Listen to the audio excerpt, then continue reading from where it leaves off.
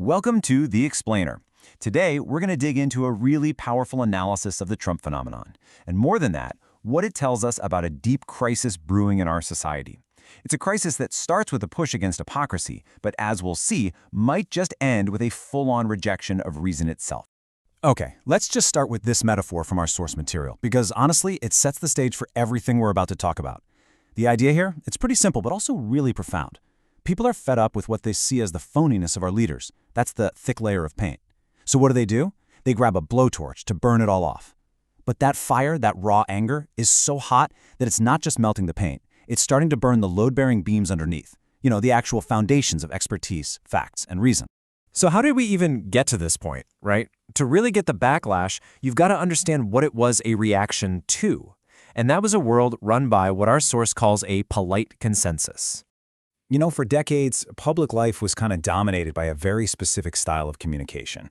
Just think of the language you hear from Washington think tanks or at global summits. It's always careful, professional, and sounds very certain. But here's the thing. While that was going on, two different worlds were forming. For folks feeling left behind, say in the Rust Belt, that polished language started to sound really hollow.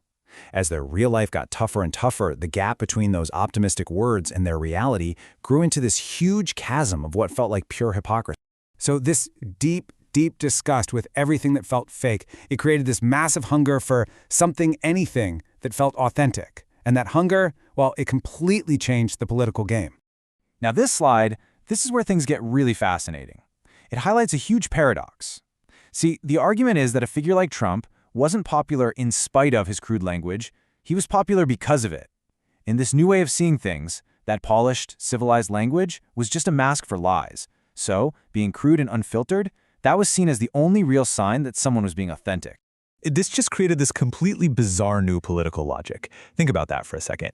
An unvarnished, even offensive statement was seen as a raw expression of truth. Meanwhile, a carefully worded, diplomatic statement was seen as a calculated lie. Authenticity wasn't about being factually correct anymore. It was all about being emotionally unfiltered.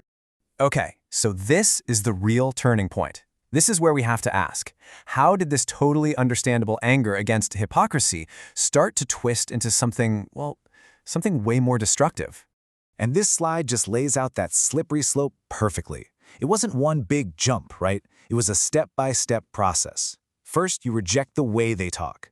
Then you start to reject the people themselves. But the final and most dangerous step was when people started rejecting the very tools the establishment claimed to use: evidence-based arguments, scientific data, and expert analysis. So where does that slope lead? Well, it leads to a place where facts and reason themselves get totally tangled up in the mess. They stop being seen as neutral tools and start being seen as weapons of the other side.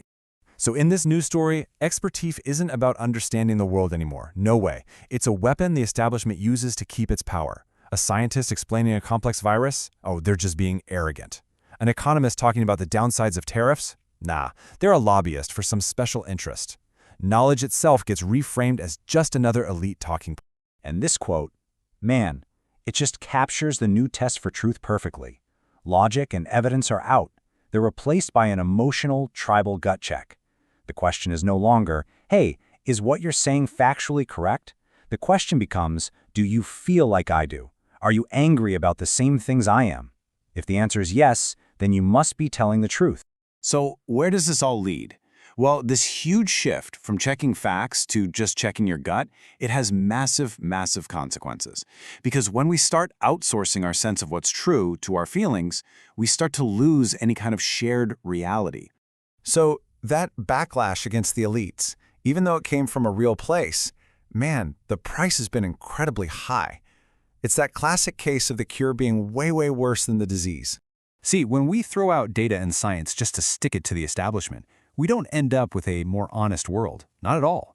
We end up in this chaotic wilderness of information where anything could be true and absolutely nothing can be proven. Our shared foundation just cracks. And this leads to something the author of The Death of Expertise calls an illusion of egalitarianism.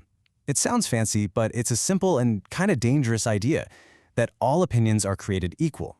It means my opinion on climate change is just as good as a climate scientist's, or my take on a vaccine is just as valid as a doctor's. You see how that works? It just erases the line between an expert analysis and a random comment. So what's the big takeaway here? After all this, what's the core insight we really need to get a handle on? This quote right here, it just nails the whole argument. The problem isn't that one leader was the enemy of reason. No, the problem is that society had created the stage where reason had already walked off. The rejection of expertise created this giant vacuum, and populism just rushed in to fill that empty space. And this is the final and maybe most important point. The real crisis isn't just that people are being anti-intellectual. It's that our society somehow made being anti-intellectual seem like a totally valid, even moral choice. When you lose all trust in institutions, rejecting knowledge doesn't feel ignorant. It feels like an act of rebellion. And that's the big, tough question this analysis leaves us with. It's a real dilemma, right?